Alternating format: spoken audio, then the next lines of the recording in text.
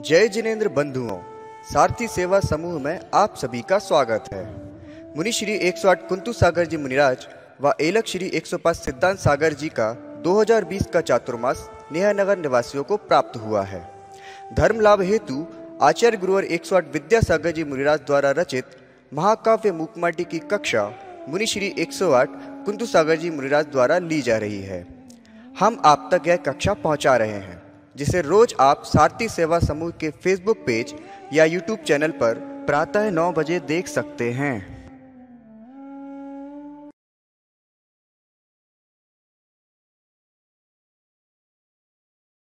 ओम नमः सिद्धेभ्यः।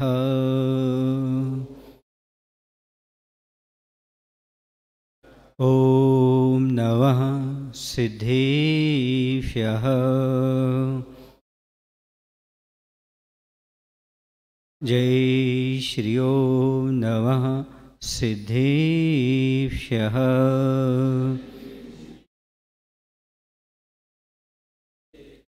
मंगलम भगवान वीरो मंगलम गौतमो गणी मंगलम कुंद कुंदार्यो जैन धर्मोस्तु मंगलम। सर्वे मंगल मांगल्यम सर्वे कल्याणकारकम प्रधानम सर्वे धर्माणां जैनम जयतु शासनम जैनम जयतु शासनम। बोलिए अहिंसा परमो धर्म की। देवाय देव श्री महावीर भगवान की। गुरु नाम गुरु आचार्य श्री ज्ञान सागर जी महामुनिराज की। आचार्य गुरुदेव भगवान श्री विद्यासागर जी महाराज की।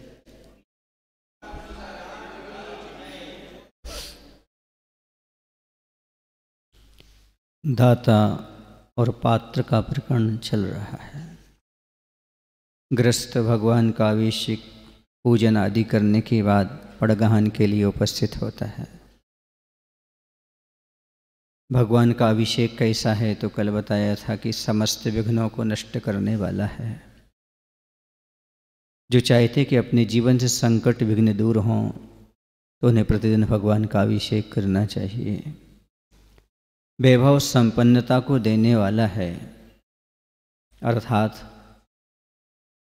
अपने जीवन में धन संपन्नता चाहते हो और सारे संकटों से मुक्ति चाहते हो तो भगवान का अभिषेक पूजन अवश्य करना चाहिए, क्योंकि इसी से ही सारे संकट दूर होते हैं और धन वैभव बढ़ता है। जो गृहस्थ 6 आवश्यक का पालन किए बिना घर गृहस्थी के कार्यों में लग जाता है, समझ लेना वह अंधकार का भक्षण करता है, अर्थात पाप का ही बंध करता है। इसलिए 6 आवश्यक का पालन करना, देव पूजा, गुरु उपासना, स्वाध्याय, संयम, तप और दान, इसके उपरांत ही घर गृहस्थी के कार्यों में लगना चाहिए। आजीविका के साधन को जुटाने में लगना चाहिए। तो इस प्रकार का अभिषेक आदि पूजन होने के बाद और वह मुनि महाराज का पड़गहन करता है। मुनिराज के पड़गहन करने के बाद वह पूजन भी करता है। सारी की सारी कल विधि हो गई थी।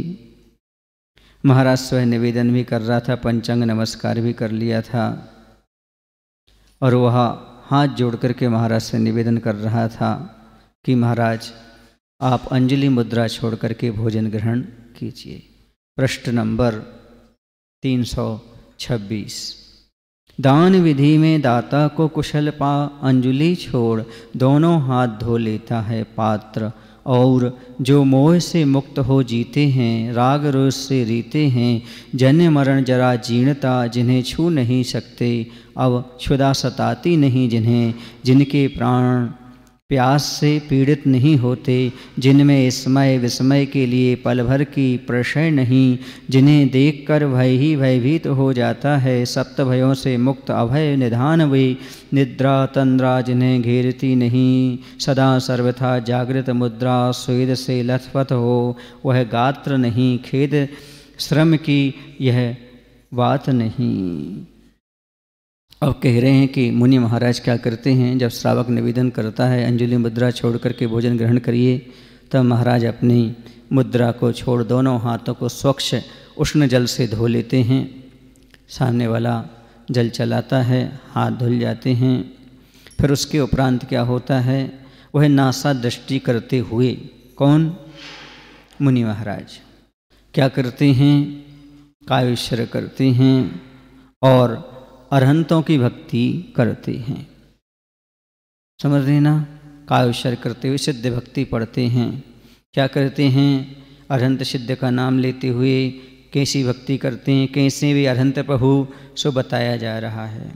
अरहंत प्रभु मोह से रहित हैं, जिनकी वह स्तुति करते हैं, जिनकी भक्ति करते हैं, क्योंकि आहार लेने से पहले कायेश्वर करके अरहंत सिद्धों को याद करते हैं। तो उस समय कैसे चिंतन करते हैं, कैसे हैं वो भगवान, तो भगवान अरहंत प्रभु मोह से रहित हैं। राग रूपी माया, लोभ द्वेष रूपी क्रोध, मान, कसाय मय भावों से दूर हैं। जन्म मृत्यु बुढ़ापा क्षुधा प्यास मद आश्चर्य भय निद्रा पसीना खेद आदि 18 दोषों से रहित हैं, अष्टादश दोष से रहित हैं। कौन, हमारे अरहंत भगवान, वो 18 दोषों से रहित हैं और हम सब दोषों से सहित हैं। हम भगवान से प्रार्थना करते हैं हमेशा, भगवान हमारे दुख दूर हों। कभी प्रार्थना नहीं करते हमारे दोष दूर हों, क्योंकि दोष दूर होंगे तो दुख तो अपने आप दूर हो जाएंगे। भगवान ने दुख दूर नहीं किए, दोष दूर किए, और दोष दूर हो गए तो उनका दुख भी समाप्त हो गया। जब तक दोष मौजूद है तब तक दुख भी मौजूद है, और दोष समाप्त हो गए तो दुख भी समाप्त हो गया। ये दुख क्यों मिलता है, हमारे पास बहुत सारे दोष विद्यमान हैं। जब तक दोष हैं तब तक दुख रहेगा, और जैसे सद्गुण से जीवन भर जाएगा वैसे सुख से जीवन भर जाएगा। भगवान का जीवन सुख से भरा हुआ है, क्योंकि उनके जीवन में किसी प्रकार का दोष नहीं, मात्र सद्गुण ही सद्गुण उनके जीवन में हैं। उनमें इनमें अनंत बल है, अनंत सुख है। ये सब अनंत सुख के धारी हैं, अर्थात जिनमें अनंत बल प्रकट हुआ है, परिणाम स्वरूप जिनके निकट कोई भी आतंक आ नहीं सकता, जिन्हें अनंत सौख्य मिला है, सो शोक से शून्य सदा अशोक हैं। जिनका जीवन ही व्रति है, तभी तो उनसे दूर फिरती रहती रति वह। जिनके पास संग है ना संग, जो एकाकी हैं, बिना फिर चिंता किसकी उन्हें, सदा सर्वथा निश्चिंत हैं, अष्टादश दोषों से दूर। ऐसे अरहंतों की भक्ति में डूबता है, कुछ पलों के लिए नासाग्र दृष्टि हो महामना। ऐसे वो महामुनिराज नासा दृष्टि होकर के ऐसे अरहंत प्रभु के ध्यान में लीन हो जाती हैं। हमारे अरहंत प्रभु 18 दोषों से रहित हैं। अनंत बल, अनंत सुख, अनंत ज्ञान, अनंत दर्शन, ऐसे अनंत चतुष्टय जिन्हें प्रकट हो गई हैं। वो प्रभु सदा शोक से रहित हैं, अशोक हैं, सभी चिंताओं से दूर हैं, वो सभी चिंताओं से मुक्त हैं, एकाकी हैं, एकांत में निवास करने वाले, और परिग्रही से रहित हैं, परिजनों से रहित हैं। ऐसे धर्म ध्यान में लीन रहने वाले, शुद्ध उपयोग की भावना भाने वाले, ऐसे वह मुनि महाराज हैं। और वह भगवान की क्या कर रहे हैं, अरहंत भगवान की भक्ति कर रहे हैं, क्योंकि प्रभु सदा इन दोषों से रहित हैं। अब श्रवण का कायोत्सर्ग हुआ, पूर्ण हुआ कि आसन पर खड़ा हुआ वह अतिथि दोनों एड़ियों और पंजों के बीच क्रमशः 4 और 11 अंगुल का अंतर है। तो इस प्रकार से अंतर देकर के खड़े होते हैं। कैसे खड़े होते हैं, तो कह रहे हैं दोनों एड़ियों और पंजों के बीच क्रमशः 4 और 11 अंगुल का अंतर दे। जब महाराज खड़े होते हैं आहार में तो उस समय ऐसे खड़े, ऐसे पैर होते हैं उनके। कैसे होते हैं? तो एड़ियों में कितना गैप रहता आपस में? 4 अंगुल का, और पंजों के बीच में 11-12, ऐसा 11 लगभग अंगुल का गैप करके खड़े होते हैं। ऐसे खड़े होने से पैरों में थकान कम आती है, शरीर का बैलेंस बना रहता है। आप लोग पूजन करते हो तो बहुत जल्दी थक जाते हो। क्यों थक जाते हो? क्योंकि आप श्री कृष्ण जैसे खड़े हो जाते हो। एक पैर नीचे रहता है, दूसरा पैर उस पैर के साइड में खड़ा रहता है। हाँ, या फिर हिलते डुलते रहते हो, या फिर यूँ कहा जाए कि आप पूरा बैलेंस पैर का नहीं बनाते, और बैलेंस नहीं बनाते हो तो फिर दिक्कत हो जाती है। इसलिए बैलेंस के साथ ही भगवान की पूजन करना चाहिए। पैरों का बैलेंस सही बना करके खड़े होना चाहिए। ऐसे यहाँ पर कहा जा रहा है कि मुनि महाराज जो होते हैं अपने पैरों का बैलेंस बना करके पंजों के बीच में 11 अंगुल का गैप बनाते और एड़ियों के बीच में 4 अंगुल का गैप बना करके आहार को ग्रहण करने के लिए खड़े होते हैं। स्थिति भोजन नियम का ही नहीं, एक भुक्ति का भी पालक है। पात्र ने अपने युगल करों को पात्र बना लिया, दाता के सम्मुख आगे बढ़ाया। और कह रहे हैं ऐसा ही नहीं मात्र, जब श्रवण का काव्य सर्ग हुआ तो उच्चासन पर खड़े हुए, तो उस समय वह अतिथि खड़े होकर भोजन करने का ही मात्र नहीं, अपितु एक ही बार भोजन करने का नियम रहता है मुनि महाराज का। खड़े होकर भी करना और एक भुक्ति, हाँ, एक बार भोजन करना। स्थिति भोजन और एक भुक्ति भोजन, मतलब एक बार ही भोजन करना और खड़े होकर के भोजन करना। खड़े होकर के आप लोग तो कई बार कर लेते हो, बफे सिस्टम में तो आप घूमते घूमते भी कर लेते हो, वो कोई महत्व की बात नहीं है। एक बार एक ही स्थान पर खड़े होकर के भोजन करना, ये उनका नियम है। तो पात्र ने अपने दोनों हाथों को पात्र बनाया और ऐसा दोनों अंजलि जोड़ी और दाता के सम्मुख आगे बढ़ाया। मन को मान शिखर से नीचे उतारने वाली भिक्षावृत्ति यही तो है। यूं कहती हुई यह लेखनी शुदा की मीमांसा करती। देखो, सबसे ज़्यादा मान कसाय का मर्दन तो आहार चर्या के समय ही होता है, जो सब कुछ छोड़ करके बैठे हुए हैं फिर उन्हें हाथ आगे करना पड़ता है। दाता हो कर भीख मांगना, दाता है सब कुछ दे रहे हैं, दाता हो कर भीख मांगना सबके बस की बात नहीं, अंगारों पर लेप लगाना। गर्मी के समय तपती दोपहरी में पैदल करना, पैदल विहार करना, लू चल रही है, जमीन गर्म है, चल रहे हैं, तो अंगारों पर लेप लगाना सबके बस की बात नहीं, तन पर एक भी वस्त्र न रखना। सर्दी का समय आ गया, अब तन पर एक भी वस्त्र न रखना सबके बस की बात नहीं, परहित में यह देह सुखाना सबके बस की बात नहीं, मेरे गुरु के जैसा बनना सबके बस की बात नहीं, मेरे गुरु के जैसा बनना। ये मुनि महाराज की चर्या, धन्य है वो मुनि मुद्रा जो इस प्रकार के अपनी मुद्रा को निर्दोष बना करके शरीर का भरण पोषण कर लेते हैं, अर्थात जो हाथ में आ जाता है, और चाहे गरीब हो चाहे अमीर हो सबके घर पहुंच जाते हैं। मान लो कोई चक्रवर्ती थे, राजा महाराजा थे, जिनके यहाँ 360 रसोइये लगी थी। चक्रवर्ती के यहाँ कितने रसोइये रहते हैं? राजेश भूपत कितने रहते हैं? 360 रहते हैं। तो इतने रसोइये रहने के उपरांत भी अब मुनि बन गए, और उनकी जठराग्नि मालूम कैसी होती है चक्रवर्ती की? ऐसा लड्डू जो पूरी कटक सेना को खिला दिया जाए और उनसे पचे ना, तो समझो वो किन के योग हो गया खाने के योग? चक्रवर्ती। अब बन गए मुनि महाराज, अब ऐसा लड्डू कहाँ मिलेगा चौकी? ऐसी जठराग्नि। और अपने ही सेवक थे जो अपने ही अंडर में रहने वाले थे, अब उनके यहाँ मुनि बनने के बाद उनकी कुटिया में आहार कर। ये तो सबसे बड़ा मान का मर्दन कह रहे हैं। मान शिखर से नीचे उतारने वाली है ये भिक्षावृत्ति।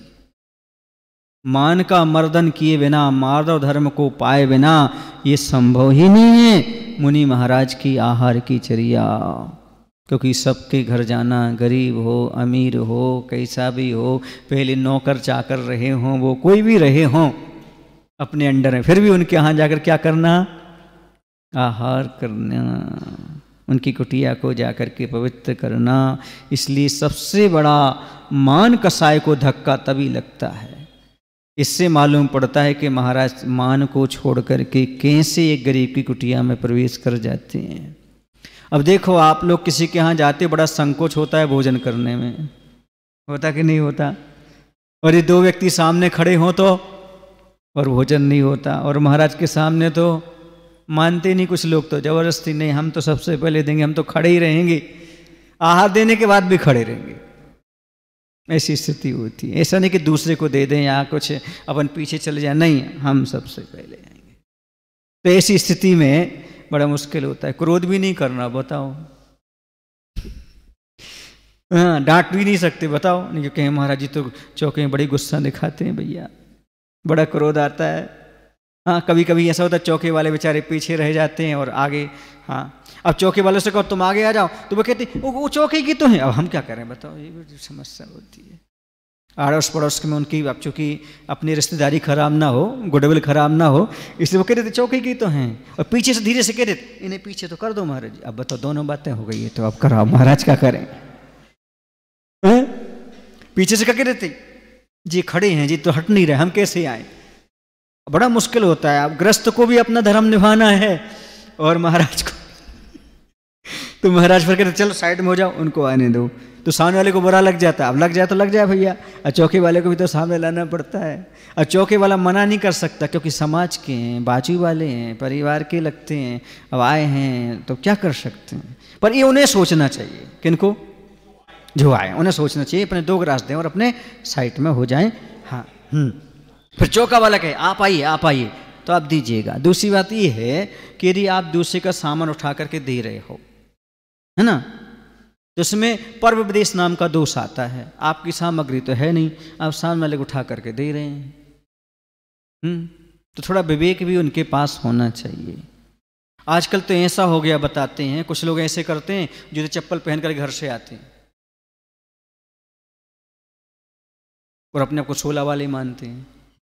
अब महाराज तो वहाँ देख नहीं रहे, अब महाराज को मालूम पड़ जाए, पर उनसे तो कभी आहार लेंगे ही नहीं। उन्हें ये भी वो नहीं लगती, क्या बोलते, लज्जा नहीं आती कि वहाँ चौका वहाँ बाजी से पर निकल जाओ चप्पल जूते पहन करके। इसलिए कौन समझा सकता है? अब महाराज इस तरफ मुँह किए हैं, आहार ले रहे हैं, कौन कहाँ से निकल रहा है उन्हें क्या पता। ऐसा भी है, और अपने आप को धर्मात्मा की सील लगा करके घूमते हैं। कुछ लोग गाड़ी पर जाते हैं, शहरों में ऐसा होता है, गाड़ी में जाते हैं, सोला मानते हैं गाड़ी का। इन लोगों को विवेक रखना चाहिए, पुण्य नहीं कर रहे हो तुम, ये पाप का बंद कर रहे हो। छल है, कपट है, मन शुद्धि, वचन शुद्धि, काय शुद्धि, आपने बोल दी, फिर आपका ये छल कपट नहीं है। और किसके साथ छल कपट कर रहे? गुरु संग कपट, मित्र संग चोरी, या होगे निर्धन या होगे कोड़ी। महाराज कहाँ कहाँ देखेंगे तुम क्या कर रहे क्या नहीं कर रहे? वो तो अपनी नासा दृष्टि करे हुए आहार को चले गए, वहाँ वहाँ न्यासज बैठे हैं, अब तुम क्या कर रहे हो कौन देख रहा है? तो ये सब समझो, विवेक जागृत करो, धर्म करना है, ढोंग नहीं करना, दुनिया को दिखाना नहीं है कि हम धर्मात्मा हैं, बल्कि हमें धर्मात्मा बनने का प्रयास करना है। बुरा तो नहीं लग रहा, लग जाए तो क्या करोगे, सुधर जाओगे और क्या। पर जो हकीकत है वो कहना तो पड़ेगी कि आपको विवेक तो रखो क्या है। फिर क्यों कहा द्रव्य शुद्धि भी आवश्यक है, भाव शुद्धि भी आवश्यक है, वस्त्रों की शुद्धि भी आवश्यक है। ये सब शुद्धि पूर्वक दोगे तभी तो वह काम करेगा, नहीं तो नहीं करेगा। इसलिए ध्यान देने की बहुत आवश्यकता है। महाराज तो मान का मर्दन करके खड़े हुए हैं और कह रहे हैं यह भिक्षावृत्ति श्रवण की मन को मान शिखर से नीचे लाने वाली है, अर्थात कसाय कम करने वाली है। यूँ कहते हुए लेखनी क्षुधा यानी भूख की मीमांसा करती है। क्या करती है? भूख दो प्रकार की होती है, एक तन की दूसरी मन की। एक तन की एक मन की। तन की तनिक है, प्राकृतिक भी। मन की मन जाने, कितना प्रमाण है उसका। वैकारिक जो रही वह भूख ही क्या, भूत है भयंकर, जिसका संबंध भूतकाल से ही नहीं, अभूत से भी। यही चल रहे थे अपन। हाँ, तो कह रहे हैं यह जो है यह बहुत खतरनाक है भूख। कैसी है? तो भूख कितने प्रकार की होती है? 2 प्रकार की। भूख की मीमांसा चल रही है। अब अभी एक प्रकार से यहाँ महाराज का कोई प्रकरण नहीं है, अब भूख की मीमांसा चलना शुरू हो गई। ठीक है ना? हाँ, भूख क्या चीज होती है? तो कहते हैं भूख ऐसी होती है, वो 2 प्रकार की होती है, एक शरीर की और दूसरी मन की। और इनमें क्या अंतर है?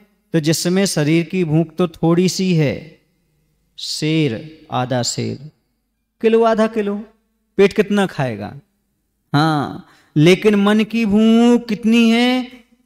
मेर सुमेर, मेरू पर्वत के बराबर भी आ जाए तो मन भरने वाला नहीं।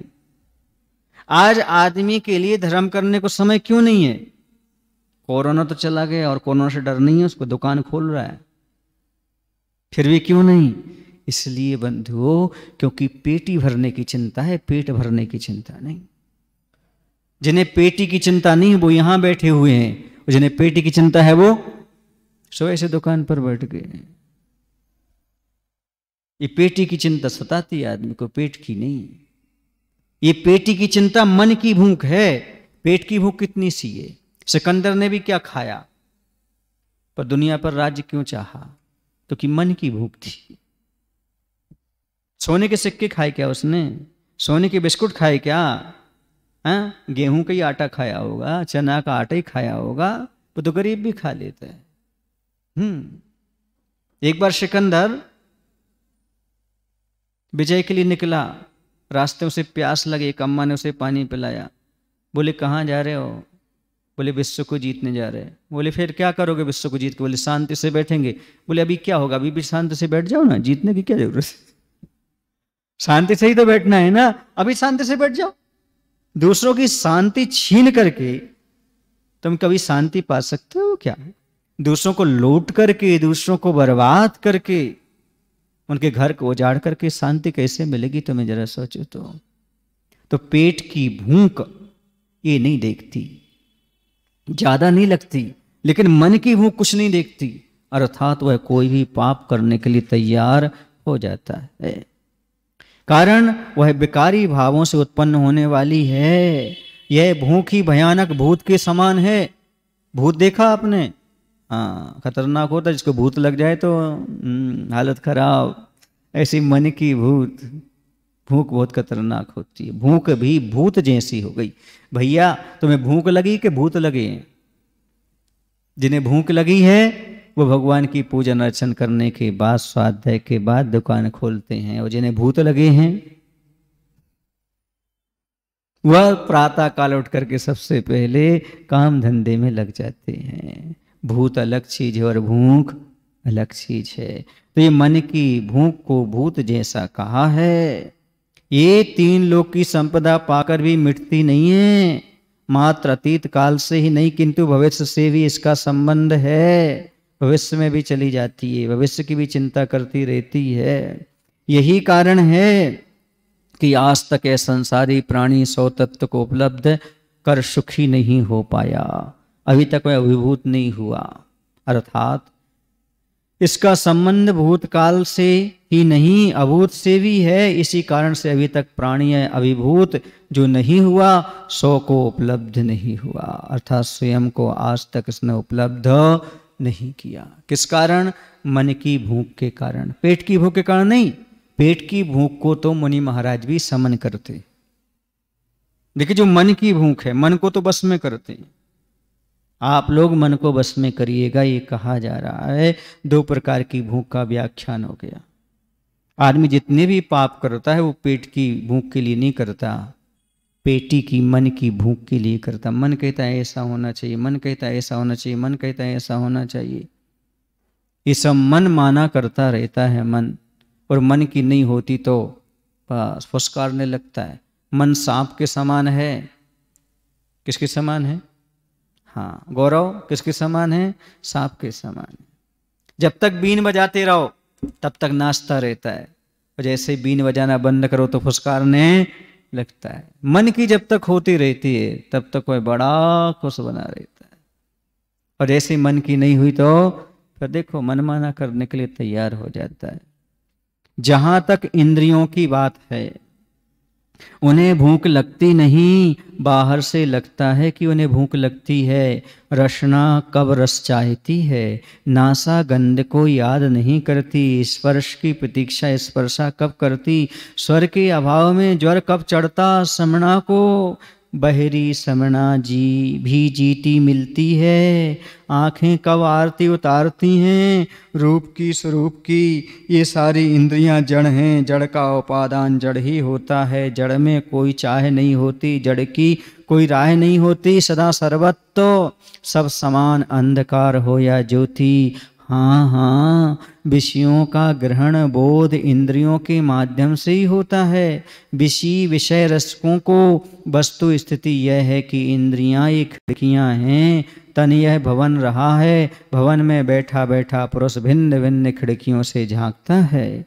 वासना की आंखों से और विषयों को ग्रहण करता रहता है। और स्पष्ट कर देते हैं मन क्या क्या करता है। आपके पास 5 इंद्रियां हैं और एक मन है। कितनी इंद्रियां हैं? हाँ, तो इंद्रियां अपने अपने विषय में नहीं जाती, अर्थात जहां तक इंद्रियों की बात है तो बाहर से भले ही लगता है कि इंद्रियां विषयों को सेवन चाहती हैं, किंतु ऐसा नहीं है। कारण कि इंद्रियां जड़ हैं, और जड़ का उपादान भी संवेदन शून्य जड़ ही होता है। इतना अवश्य कि इंद्रियों के माध्यम से विषय रसिक भोक्ता पुरुष विषयों की चाह करता है। इंद्रियों के माध्यम से आत्मा ही विषयों को ग्रहण करती है, इंद्रियां नहीं ग्रहण करती कुछ भी। इंद्रियां तो बड़ी सयानी है, और उसमें बैठा हुआ एक बाबा और है, मन। हाँ, आत्मा की वह शक्ति है मन, जो संकल्प विकल्प पैदा करती रहती है, शिक्षा आलाप आदि ग्रहण करती है, और हे उपादेय को जानती है। वह किसकी शक्ति है? आत्मा की शक्ति। उसका क्या नाम है? मन। अपने मन से पूछो ना, ये सब मन करता रहता है। देखा ना आपने, कभी कभी ऐसा होता, मान लो आप कोई चीज देख रहे हो, टीवी या मोबाइल देख रहे हो, तो आंखें तो बंद होती हैं, पर मन कहता है और थोड़ा और देख लो, और थोड़ा। आंखों तो जलन होने लगती है। बोलो ना भाई। हाँ बिल्कुल, इंद्रियां नहीं चाहती, चाहता कौन है? मन चाहता है। अब मान लो आपके पास जूते हैं, है ना, वे चुभ रहे हैं इंद्रियों को, तो स्पर्श इंद्रिय को तो चुभ रहे हैं वो, लेकिन फोटो अच्छी खींचेगी ना, कौन कहेगा? मन। ये जूते टॉप के हैं, ये जूते पहन के ही जाना। आज तो आपने वस्त्र पहने, वस्त्र चुभ रहे हैं आपको, पर सामने वाले ने कहा यार गजब के वस्त्र हैं, आज तो इतने अच्छे कपड़े पहने, फिर देखो आप चुपते रहने दो, पर पार्टी में तो जाएंगे इसी पहन के। ये क्या चीज है? इंद्रियां नहीं चाहती ये सब, लेकिन मन चाहता है कि ये बढ़िया लग रहा है, बढ़िया लग रहा है। चुभ रहा है, कोई बात नहीं, बढ़िया लग रहा है। ऐसा है। ऐसी आपके जीवन में शादी विवाह है, दुनिया को दिखाने वाह वाह हैं, बाकी तवाह हैं। एक सज्जन बोले भैया तुम परेशान से दिखते हो। बोले क्या करें भैया? अरे बोले इतनी सुंदर पत्नी है, अच्छी धनाढ़ परिवार की है, सब व्यवस्था है, क्या कमी है? बोले भैया क्या करें, जे के पैर में जूता पहने हुए वो जानत कहाँ कहाँ काटा थे, तुम्हें क्या पता है? तुमने तो कह दी बाहर से देख के जूता बहुत चमकदार है, पर जो पहने हो उसको पता होता है। समझ गए? क्या समझ गए? अब सबके चेहरे पर मुस्कान आ गई, पर चेहरा नीचे हो गया। क्या करें महाराज जी, घर घर की कहानी। आपको कैसे पता? मुझे नहीं पता, पर आप लोगों के अनुभव से ज्ञात हो जाता है, समझ में आ जाता है। तो इंद्रियां जो हैं बड़ी सयानी हैं। इंद्रियां ऐसा कुछ नहीं करती, लेकिन मन सारा का सारा करता है। कभी रसना ने रस नहीं चाहा, हाँ, कभी घ्राण ने सुगंध नहीं चाही, नेत्र इंद्रिय ने कभी नहीं चाहा मुझे अच्छे अच्छी पदार्थ देखने को मिलें, स्पर्श ने कभी नहीं कहा स्पर्श ने हमें अच्छी चीजें मिलें। ये सब कौन करता रहता है? रसना कभी नहीं चाहती। हाँ देखो, रसना तो कभी कभी मिर्ची से जल जाती है, पर मन कहता थोड़ी और, आने दो आने दो आने दो, चटपटा खाने दो। पेट भी कहता हाँ, पर मन को लगता अच्छा। जीभ जल भी जाती लेकिन मन को अच्छा लगता है। अर्थात इंद्रियां ये सब नहीं चाहती, चाहता कौन है? मन चाहता है। इसलिए यहाँ पर कह रहे मन की भूख, मन की विडंबना बहुत खतरनाक है। और जिसने मन को जीत लिया, समझो वही संसार में महान है, वही आगे बनेगा भगवान है। मन को जीते बिना कोई महान नहीं बनता, कोई भगवान नहीं बनता। ये मन की स्थिति ऐसी है। तो कैसी है? तो कह रहे हैं सुनो, और बता देते हैं कि इंद्रियां जो होती हैं, इसके माध्यम से ही विषय रसिक भोक्ता पुरुष विषयों की चाह करता है। वैसे सब जड़ हैं इंद्रियां। विषयों को ग्रहण करने की इच्छा रखने वाला चेतन आत्मा इस शरीर रूपी भवन में बैठा हुआ इंद्र रूपी खिड़कियों से विषयों को ग्रहण करता रहता। खिड़कियों से कोई चीज नहीं आती और खिड़कियों को लेना देना नहीं। जो अंदर बैठा हुआ है वो खिड़कियों से उन वस्तुओं को देखता, आदान प्रदान करता रहता है। हाँ, वास्तव में देखा जाए तो पांच इंद्रियां अपने अपने विषय को चाहती ही नहीं, और इंद्रियों के विषय भी कभी यह नहीं कहते कि मुझे चखो। आपको कहा कभी ऐसा कि हमें चखो? नहीं। हाँ हाँ, विषयों को ग्रहण बोध इंद्रियों के माध्यम से ही होता है। विषय रसिकों को वस्तुस्थिति यह है कि इंद्रियां ये खिड़कियां हैं, तन यह भवन रहा है, भवन में बैठा बैठा पुरुषो भिन्न भिन्न खिड़कियों से झांकता है वासना की आंखों से और विषयों को ग्रहण करता रहता है। यही सब ग्रहण करता है। दूसरी बात यह है कि मधुर अम्ल कसाय आदि जो भी रस हों, शुभ या अशुभ कभी नहीं कहते कि हमें चख लो तुम। कभी किसी ने कहा, रसगुल्ले ने कहा हमें खा लो भैया, कभी चटनी ने कहा हमें चाट लो भैया, कभी दूध ने कहा हमें पी लो भैया। नहीं, ना तो इंद्रियां चाहती और ना कोई रस चाहता कि आप हमें ग्रहण करो। फिर कौन है तीसरा जो आपको चखा देता है? लघु गुरु स्निग्ध रुक्ष शीत उष्ण मृदु कठोर जो भी स्पर्श हो, शुभ या अशुभ, कभी कहते नहीं कि हमें छू लो।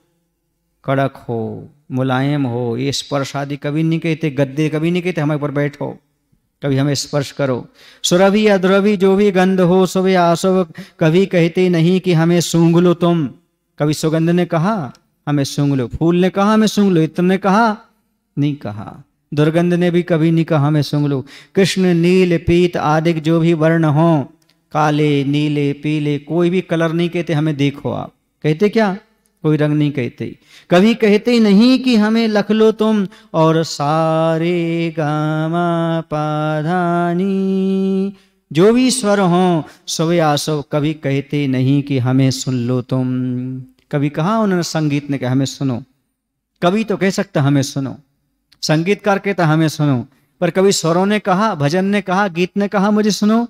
नहीं कहा। परस रस गंध रूप और शब्द ये जड़ के धर्म हैं, जड़ के कर्म। इससे यही फलित हुआ कि मोह और असाता के उदय में क्षुधा की वेदना होती है। क्षुधा तृषा का सिद्धांत है, मात्र इसका ज्ञात होना ही साधुता नहीं है, वरन ज्ञान के साथ साम्य भी अनिवार्य है। श्रवण का श्रृंगार ही समता साम्य है। कह रहे हैं किसी भी पंचेंद्रिय के विषय ने ये नहीं कहा कि मुझे चख लो, और पंचेंद्रिय के विषय कभी और पंचेंद्रियां कभी विषयों को चखना नहीं चाहती, चाहता मात्र आदमी का मन है। अर्थात ये सब जो भी पंचेंद्रिय के विषय हैं ये सब जड़ हैं, और ये कभी नहीं कहते हमें स्वीकारो। इससे यही निर्णय निकला कि मोहिनी कर्म और असाता वेदनी के उदय में क्षुधा तृषा की वेदना होती है। जब मोह कर्म आता है और असाता कर्म का उदय आता है, तभी भूख प्यास लगती है। भगवान के ना तो मोहिनी कर्म है और ना साता कर्म है, इसलिए केवल ज्ञानी को भूख प्यास सताती नहीं। समझ गए ना? ये है। हाँ, उनके यहाँ साता का उदय तो चलता रहता है। हाँ, अपने जैसा नहीं है। साता साता होते हुए भी वहां पर कोई असर नहीं छोड़ता। क्यों? मोहिनी कर्म नहीं है। मोहिनी कर्म असाता कर्म के लिए सपोर्ट दे देता है, इसलिए वहां पर परेशानी होती। भगवान को भी 11 परिचय होते हैं। क्या होते हैं? 11 परिचय होते भगवान को, एकादश जिने कितने, हाँ वेदनीय शेषा, वहां वेदनीय कर्म रहता है, उस वेदनीय कर्म के कारण होते हैं। हाँ, पर वेदनीय कर्म क्यों कुछ नहीं करता, इसलिए नहीं कर पाता क्योंकि मोहिनी कर्म वहां नहीं है। मोहिनी कर्म का सपोर्ट पा करके तो वेदनीय कर्म गड़बड़ करता है। मुनि महाराजों को भी बहुत भूख लगती है, पर मोह नहीं है शरीर से, इसलिए एक बार में काम चला लेते हैं। आपके पास मोह है इसलिए आप बार बार खाते रहते हैं। और सही भूख तो साता से लगती है, असमय भूख लगना असाता ही मानो आप। वैसे तो भूख असाता से लगती है, पर सही समय पर सही भूख साता का प्रतीक भी मानी जाती है। और बार बार भूख लगना, भूख नहीं लगना, यह असाता का कारण हो जाता है। भूख नहीं लगती तो आप कहाँ चले जाते हो, डॉक्टर के पास, क्योंकि असाता का उदय। और भूख लगती है तो भी असाता का उदय। लेकिन आचार्य कहते हैं सही समय पे प्रशस्त भूख लगना भी साता जैसा है, क्योंकि समय पे भूख न लगे तो आदमी बीमार हो जाए, होता ही है। हाँ, तो यह सब जो हैं, ये सब चीजें हमारे पास असाता साता रहते हुए भी हमें गड़बड़ नहीं कर सकते यदि मोहिनी की सपोर्ट ना हो तो, जैसे केवली भगवान को। लेकिन हमारे पास मोह कर्म है, इसलिए इस प्रकार की इच्छा होती, स्पृहा इच्छा, ये सब मोहिनी कर्म की तो बेटियां हैं, मोहिनी कर्म से ही तो निकलती हैं ये सब। इस प्रकार की स्थिति वहाँ पर चलती है। इसे स्पष्ट हो गया, मोहिनी कर्म और असाता वेदनी के उदय में क्षुधा तृष्णा की वेदना होती। मात्र इतना जानना ही पर्याप्त नहीं है, किंतु साधुता के लिए पंचेंद्रियों के इष्ट और अनिष्ट विषयों में समता परिणाम होना भी अनिवार्य है। और यह समता भाव ही श्रवणों का श्रृंगार है। जैसा भी उनको मिल जाए समता भाव से ले आए, नमक का, बिना नमक का, ठंडा गरम, जैसा श्रावक चला दे वैसा आहार लेकर के आ जाया करते हैं। हाँ, जो स्वास्थ्य के प्रतिकूल है उसे नहीं लेते, लेकिन क्या अनुकूल है उसे मांगते नहीं, याचना नहीं करते, समता परिणाम रखते हैं। जितना जो उनकी अंजलि में आ गया, हाँ, संतुष्टो भक्त पानेषु, हाँ, किसमें, जो पानी पात्र में आ गया उसी में वह संतुष्ट रहते हैं। यही उनका समता परिणाम है। उन्हें मिल जाए तो ठीक, नहीं मिले तो ठीक। और आपको जितना मिल जाए उसमें काम चला लो, ये संतोष है। जितना मिल गया उसमें काम चला लो, ये संतोष है। और कुछ मिले या ना मिले समता बनाए रहो, एक सा परिणाम बना रहे तो समता है। आप समता तो नहीं रख सकते, पर संतोष तो रख सकते हो।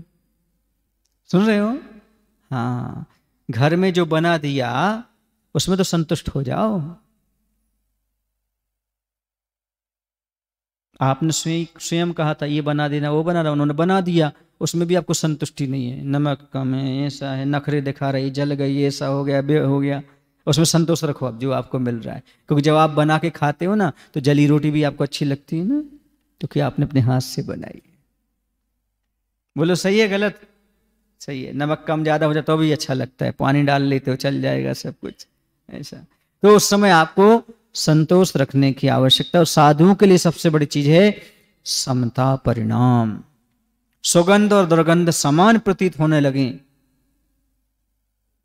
तब समता आती है। ये तो पुद्गल है, सुगंध है तो दुर्गंध है, पुद्गल का परिणामन है। ऐसा कहना तो बड़ा आसान सा लगता है, आप लोग ऐसे सर हटा लेते हो, ये सब जानते हो आप लोग। निंदा स्तुति प्रशंसा सब एक है। हाँ महाराज जी बहुत सुख दुख एक है, हाँ बहुत अच्छा बहुत अच्छा। जब आएंगे तब मालूम पड़ता है।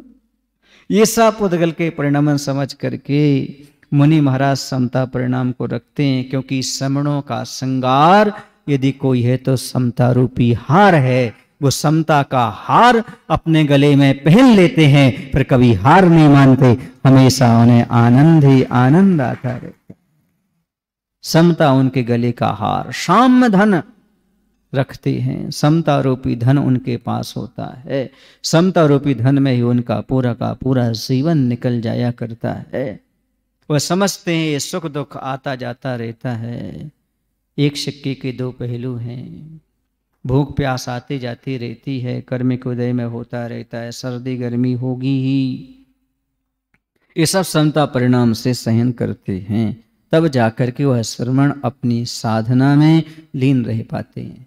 अब इधर प्रारंभ हुआ दान का कार्य। अब भूख की व्याख्या हो चुकी, अब वो महाराज खड़े थे और ऐसा हाथ कर दिया था, अब दाता देने, अब क्या देता है और महाराज क्या ग्रहण करते हैं। देखिए किस चीज को मना करते हैं, देखो क्या करते हैं। इधर प्रारंभ हुआ दान का कार्य पात्र के कर पात्र में प्रासुक पानी से, परंतु यह क्या, एकाएक पात्र ने अपने पात्र को बंद कर लिया कि तुरंत दूसरी ओर से स्वर्ण कलश आगे बढ़ाया गया जिसमें स्वादिष्ट दुग्ध भरा है, फिर भी अंजलि अनखुली देख। तीसरी ने रजत कलश दिखाया जिसमें मधुर इक्षुरस भरा है, जब वह भी उपेक्षित ही रहा तब स्फटिक झारी की बारी आई। अनार के लाल रस से भरी तरुणाई की अरुणाई से आश्चर्य अतिथि की ओर से उस पर भी एक बार भी दृष्टि ना पड़ी। विवश हो निराशा में बदली वह झारी। अब क्या कर रहा है श्रावक, अंजलि खुलाने के उपरांत महाराज खड़े हो गए, अपने अलग अलग प्रकार के पात्र लेकर के लोग आ रहे हैं और महाराज को देना चाह रहे हैं। तो क्या करते हैं, सबसे पहले प्रासुक जल देने हेतु कलश बढ़ाया गया, किंतु पात्र ने अंजलि बंद कर ली। मुनि महाराज ने अपनी अंजलि बंद कर ली। फिर तुरंत दूध से भरा स्वर्ण कलश आगे लाया गया, फिर भी अंजलि ना खुली। पानी भी लाया गया तो भी नहीं, कलश से लाया गया। फिर सोने के भरे हुए कलश से दूध लाया गया तो भी महाराज ने अंजलि बंद कर ली। तीसरी ने मधुर इक्षुरस से भरा रजत कलश दिखाया। अब चांदी का कलश लेकर के आ गए। पहले सोने का लाए तो भी नहीं खुला, अब चांदी का लेकर आए तो भी नहीं। चौथे ने अनार का लाल रंग से भरी स्फटिक की झारी दिखाई, किंतु अंजलि ना खुली। तो विवश होकर स्फटिक झारी भी निराशा में डूब गई। और ज्यादा देर हो जाएगी देने में तो अंतराय हो जाता है।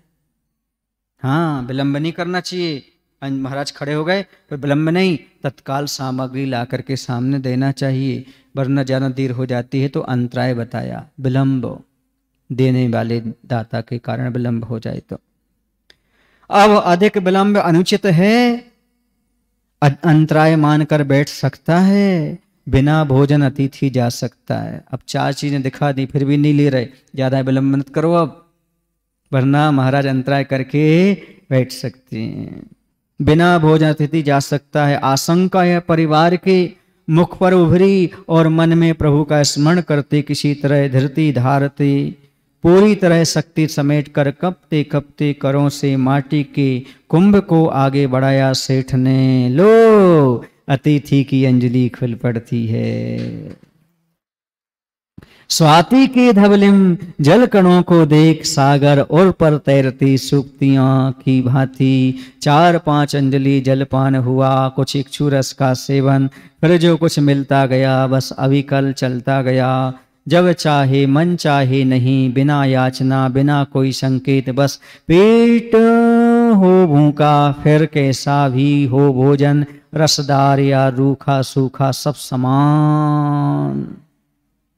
कह रहे हैं कि सबने अपने अपने कलश स्वर्ण के चांदी के झारी स्फटिक मणि सब कुछ दिखा दिया, लेकिन अंजलि आगे नहीं बढ़ी, अंजलि नहीं खुली। जैसे ही क्या ले गया बोलो, हाँ, माटी का कलश आगे बढ़ा जो कुंभकार के यहां से लाया गया था। अतिथि की अंजलि खुल पड़ी। जैसे स्वाति नक्षत्र में जल की उज्जवल बूंद को देखते ही सागर की छाती पर तैरते सीप अपना मुख खोल देती है।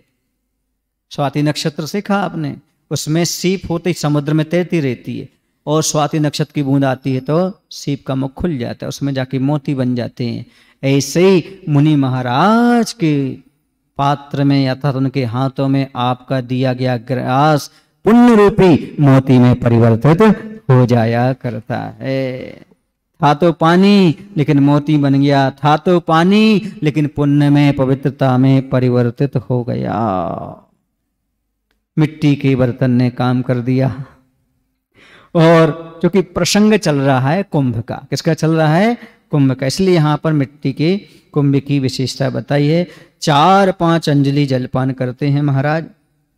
देखो कभी भी ध्यान रखना चाहिए, आहार देते वक्त इतना भी वक्त नहीं लगाना चाहिए कि महाराज को विलंब हो, क्योंकि अंतराय माना जाता है। क्या माना जाता? ज़्यादा विलंब नहीं करना चाहिए, एक के बाद दूसरी सामग्री अपने हिसाब से सोच करके पहले से रख लेना चाहिए और चलाते चले जाना चाहिए। और ऐसी बात है भैया कि जब भूख लगी हो ना, तो कैसा भी हो तो भोजन रसदार या बिना रसदार अच्छे से खप जाता है, और जब भूख न लगी हो तो रसदार भोजन भी नहीं रुचता। तो 4-5 अंजलि जल पान किया, फिर इच्छुक रस का सेवन किए, फिर जो कुछ भी मिलता गया बिना किसी आकुलता के सहज भाव से चलता रहा, वह भी बिना मांगे बिना संकेत के, जब चाहे मन चाहे नहीं। और फिर जब भूख लगी हो तो कैसा भी भोजन रसदार या रूखा सूखा सब समान लगता है, उस समय सब अच्छा लगता है। और महाराज कुछ मांगते नहीं, बिना मांगे ही बिना संकेत किए ही जो कुछ भी उनको मिल जाता है वह लेकर के आ जाते हैं। समझ गए ना? जैसा भी मिले वैसा अपने शांत परिणाम से लेकर के आ जाते हैं। और फिर आचार्य श्री कह रहे हैं ऐसा है जब भूख लगी हो ना, तो रसदार हो या बिना रसदार हो फिर वह सब रुचता है। जब भूख न लगी हो तो फिर आदमी नखरे भी दिखाता है, ऐसा। तो यथालब्ध होता है ये। क्या होता है? यथालब्ध। मूलाचार ग्रंथ में यथालब्ध शब्द आया, जो आ जाए वह ले लो। आज मुश्किल है यथालब्ध लेना, क्योंकि श्रावक मान लो पानी पानी चला रहा है, लेते गए वो बदल ही नहीं रहा है। मान लो मीठा मीठा चला रहा है, अपन मना नहीं करो तो चलाता जाएगा हैं? चलाते जाओ। ऐसे एक बार हुआ था, ककड़ी होती ना ककड़ी, तो उसने एक पीस दिया, ले लिया, कड़वी तो थी पर ले ली। उसने दूसरा पीस भी दिया, मना ऐसा किया, नहीं दूसरा पीस भी दिया, ले लिया भैया। और तीसरा भी देने लगा, फिर मना किया, तो सामने वाला कहता है अरे भैया कड़वी होगी इसलिए नहीं ले रहे। बोले कड़वी होती तो 2 पीस कैसे ले लाए? अब भैया तीसरा भी लो, अब क्या करते, बड़ा मुश्किल होता है। समझ रहे ना? ग्रस्त की अपमान से तो बड़ा, नहीं लो तो आफत, ले लो तो आफत, बड़ा कठिन होता है उस समय। साधु तुम लोग कभी बने नहीं ना, एक बार बन के चले जाओ, दूसरे दिन घर चले जाना, लेकिन पर बन जाओगे तो फिर आपकी इच्छा ही नहीं होगी। लेकिन आपको अनुभव तो हो जाएगा उस समय कैसी स्थिति कैसी परिस्थिति बनती है।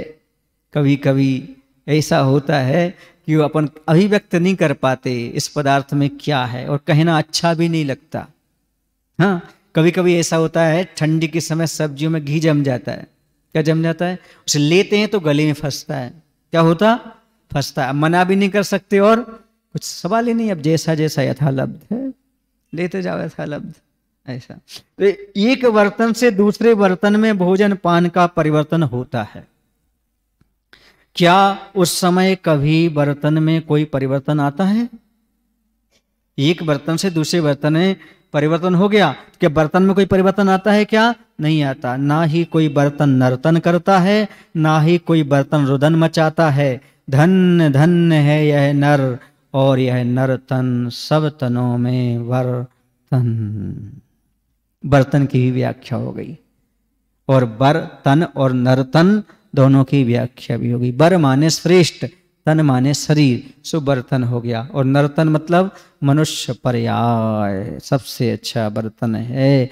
ऐसा बर्तन और कहीं मिलने वाला नहीं है जो आप लोगों को उपलब्ध हो गया है।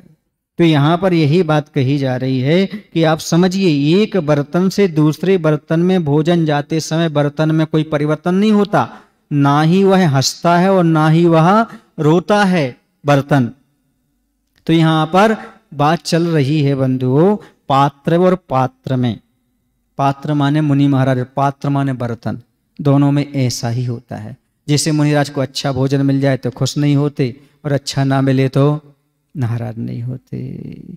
सभी देहधारियों में श्रेष्ठ यह मनुष्य का तन ही है, जिसके द्वारा इस प्रकार क्षमता की साधना की जा सकती है। बर्तन के समान ये नर्तन है। एक नर्तन में ही बर्तन के समान समता को पाया जा सकता है। धन्य धन्य है वह अतिथि, और अतिथि का तन श्रेष्ठ तन सभी तनों में बर है।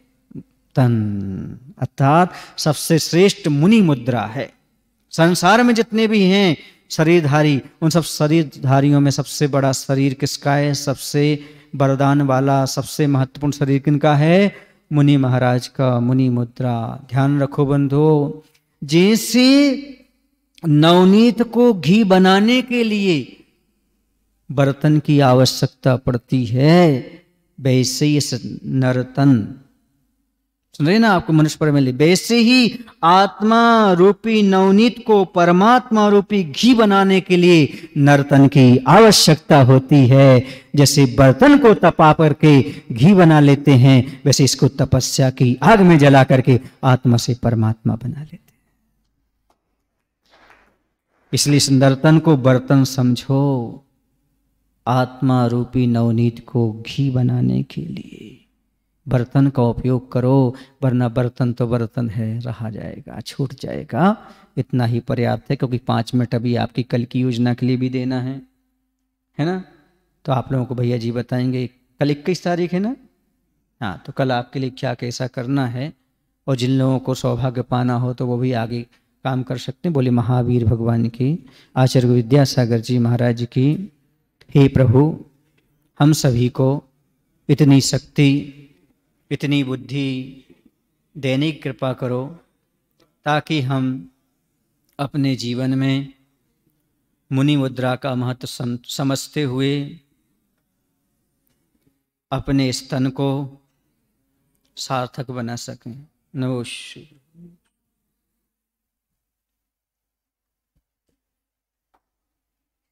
अर्घ बाद में करेंगे, आप सुन सकते हो 5-10 मिनट बाद को। जय बोलो।